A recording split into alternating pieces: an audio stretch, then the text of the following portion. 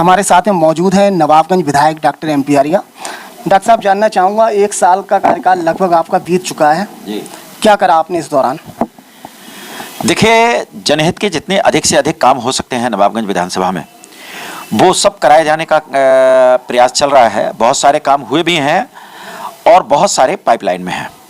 उदाहरण के लिए सबसे पहले तो बात शुरू करता हूं कि चिकित्सा के लिए माननीय मुख्यमंत्री जी के कोष से जो लोग गरीब हैं, इलाज नहीं करा सकते, ऐसे लगभग 60 लोगों को मैंने चिकित्सकीय मदद दिलवाई। जहां तक आवागमन के साधनों की बात है, नवाबगंज के में लगभग सभी रोड गड्ढा मुक्त हो चुके हैं, सभी रोड ठीक हो चुके हैं। बहुत सारे नए सड़कों का निर्माण भी हो रहा है। जहां नवाबगंज नगर में पानी की समस्या, रोड की समस्या रहती थी, नगर का लगभग 2-2.5 किलोमीटर हिस्सा सीसी हो रहा है। इसके अलावा पंडरी गांव में पानी भरा रहता था, जहां निकास की दिक्कत रहती थी, वहां पूरा का पूरा हिस्सा लगभग 1-1.5 किलोमीटर सीसी बन रहा है। सुनौर गांव में सीसी बन रहा है। इसी तरह से बरौर में सीसी हो गया है, टांडा में सीसी हो गया है। नई सड़कें कई सारी बन रही हैं। एक सड़क जबेदा से लेकर के सुनौर होती हुई पूरी एरोला तक जा रही है। ऐसी बहुत सारी सड़कों का निर्माण हुआ है। लाईखेड़ा में पुल पास हो रहा है। जो 3 inter college, girls inter college बंद थे, हाफिजगंज, सेथल और बरौर के, तीनों की शुरुआत कराई गई है। एक डिग्री कॉलेज भदपुरा के अंदर जो शुरू नहीं हुआ था, उसको शुरू कराया गया है। बहुत सारे और जनहित के काम भी चल रहे हैं। फिलहाल नवाबगंज में 2 रोड आपने डलवाए थे। एक बिजौरिया रोड पे पड़ा है, अब वो भी अधूरा पड़ा है। एक आपके सामने, आपके हॉस्पिटल के ठीक सामने ये रास्ता पूरा पड़ा है। लेकिन समस्या यहाँ पे उत्पन्न ये हो गई है कि जो आपने रास्ता आपके माध्यम से पड़ा है, वो करीब 1 से 1.5 फीट ऊंचा पड़ा है। दोनों तरफ गड्ढे हैं। अगर सामने से कोई बड़ा वाहन आता है तो दूसरा या तो नीचे उतारता है, गिरता है, तो इतनी समस्याएं होती हैं। इससे पहले तो आराम पहले था कि रास्ता समान था। अब तो ये हो गया 1.5 फीट ऊंचा है। अगर नीचे कोई सामने से वाहन आ रहा है तो मजबूरी नीचे उसे अपनी गाड़ी लेनी पड़ेगी। तो ये समस्याओं का समाधान कैसे होगा? समस्याएं तो बढ़ गई हैं। बता रहे हैं। देखिए, ऐसा है, जब निर्माण होता है तो थोड़ी समस्या तो आती है। रोड इस तरह से बना है कि जो बिजौरिया रोड पर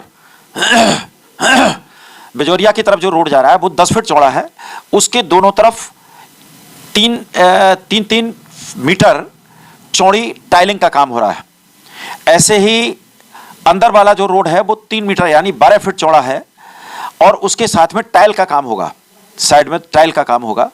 रोड ऊंचा तो उसके मानक के अनुसार पड़ा है, जिससे आगे से पानी भी ना भरे और मोटाई भी रोड की अच्छी खासी रहेगी, जिससे जल्दी टूटे नहीं।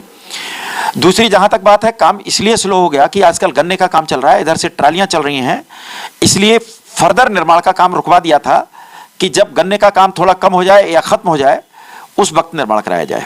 लेकिन सर, गन्ने की जब ट्रालियां निकल रही हैं तो पूरी रोड जो आपकी 12 फीट की बनी है या 10 फीट की बनी है, वो तो पूरी ट्राली उसी में निकल रही है। जो सामने से वाहन आ रहे हैं साइकिल से, मोटरसाइकिल से, वो कहाँ जाएंगे सर? नीचे तो गड्ढा है। तो ये बहुत बड़ी समस्या है ये। देखिए, बिजौरिया रोड पर एक साइड में टाइल लग गई है, जिसकी वजह से अब बिजौरिया रोड पर समस्या नहीं है, साइड से ट्रैफिक निकल रहा है। जहाँ तक अंदर वाले रोड की बात है, वहाँ थोड़ी समस्या जरूर है, लेकिन उसके लिए किनारों पर मिट्टी डलवाई गई, जो बरसात में ज़रा थोड़ी सी ख़राब हुई है। अब उसको फिर से ठीक कराया जा रहा है और वहाँ पत्थर वगैरह पड़ के टाइल लगने का काम हो रहा है। गवर्नमेंट के निर्देश हैं कि 7 मीटर रोड होने चाहिए, आपकी जानकारी में है क्या ये गवर्नमेंट के मानक के अनुसार ही रोड बन रहे हैं। अलग अलग है कि जो स्थानीय रोड हैं वो किस तरह के हों और जो अंदर के रोड हैं वो किस तरह के हों, अलग अलग मानक हैं, उन्हीं मानकों के अनुसार रोड बन रहे हैं। क्या मानक क्या है, आपको पता है क्या? ये जो बिजौरिया रोड है, ये स्थानीय रोड उस तरह का कहलाता है, लोकल रोड कहलाता है, इसलिए ये 10 फीट चौड़ा पड़ा है। लेकिन इसके साथ ही मैंने स्वीकृत कराया है कि अलग से 3-3 मीटर टाइल दोनों तरफ से लगेगी, तो उसके लिए अलग से काम हो रहा है। वो एक अलग है। वास्तव में मानक तो 10 फीट का था। अंदर वाले रोड के लिए मानक 12 फीट का है, लेकिन उसमें भी दोनों तरफ टाइल लगवाने का काम करा रहा हूँ। ये अलग से स्वीकृत कराया मैंने।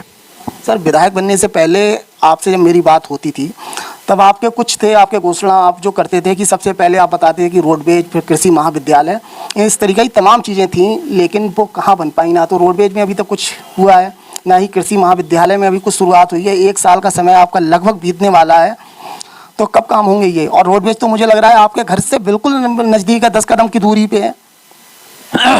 सचिन जी, प्रयास हर एक में चल रहे हैं। इतना समय अभी नहीं हुआ है। ये सब इस तरह के काम है जिनमें समय लगता है।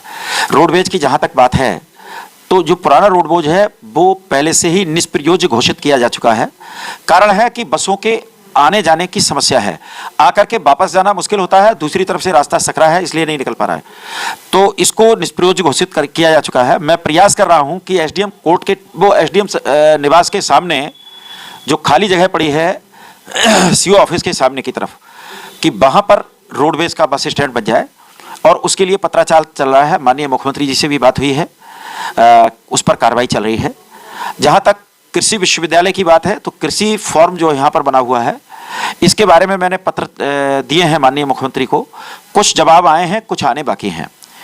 जैसी स्थिति होती है आपको बताता हूँ। इसके अलावा डॉक्टर साहब, एक नरेई में राशन कोटे का मामला है, काफ़ी चर्चाओं में है, और ये भी चर्चा है कि आपने दोनों पक्षों को बुलाया, समझाया, लेकिन एक आपके ही कार्यकर्ता हैं जो सुना जा रहा है विरोध कर रहे हैं। जानकारी में होगा आपके, क्या कहेंगे इस पर? देखिए, ऐसा है कि गांव-गांव में राजनीति चलती है, पक्ष विपक्ष हर गांव में होते हैं। उसी को लेकर के कोटे की राजनीति नरही गांव में भी चल रही है। जो सज्जन शिकायत कर रहे हैं, शायद उनको कुछ दलाली की ज़रूरत रही होगी जो उन्हें नहीं मिली, जिसकी वजह से ये दिक्कतें हो रही हैं। यानी दलाल टाइप के लोग लगे हुए हैं इसमें? निश्चित रूप से, लेकिन किसी भी दलाल को कोई सफलता नहीं मिलेगी, ये मैं निश्चित रूप से वादा करता हूँ।